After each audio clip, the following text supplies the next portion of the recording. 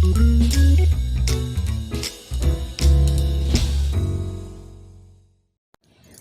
గం గణపతే నమః. ఓం శ్రీ మాత్రే నమః. Hi viewers, welcome to all. ఈరోజు మనము వారాహి నవరాత్రుల గురించి కొన్ని అంశాలని తెలియజేసుకుందాము. వీడియో ఎక్కడ స్కిప్ కాకుండా చూసే ప్రయత్నం చేయండి. ఓకేనా ఫ్రెండ్స్, అయితే వీడియోలోకి ఎంటర్ అయిపోదాము. వారాహి నవరాత్రులు అనేవి ఆషాఢ మాసంలో వచ్చే మొదటి 9 రాత్రులు అనమాట. ఈ మొదటి 9 రాత్రులని మనము వారాహి నవరాత్రులు లేదా గుప్త నవరాత్రులు అని పిలుచుకుంటాము.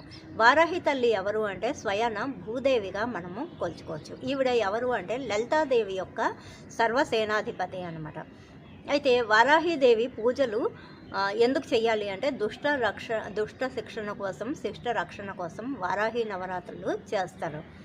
అయితే ఈ వారాహి నవరాత్రులు మేము జరుపుకోలేము అని అనేవాళ్ళు ఏం చేస్తారు అంటే చిన్న ఉపాయం చేయండి. ఏంటంటే నేను వారాహి ముద్ర పెట్టడము చూపిస్తాను. వారాహి ముద్రతో మీరు ఒక మంత్రము జపించుకోండి. ఓకేనా ఫ్రెండ్స్, అయితే చూడండి. ఇవి మనకి 10 వేలు కదా. ఈ కుడి చెయ్యి యొక్క బొటన వేలు, ఎడం చెయ్యి యొక్క చూపుడు వేలు, ఈ రెండింటిని ఇలా కలపండి. కలిపేసి మిగిలిన ఫింగర్స్ని ఇలాగా పెట్టండి అనమాట. పెట్టేసి మిగిలింది ఏంటి, ఎడం చెయ్యి యొక్క బొటన్ వేలు మిగిలింది కదా, దీన్ని ఇలా మార్చండి.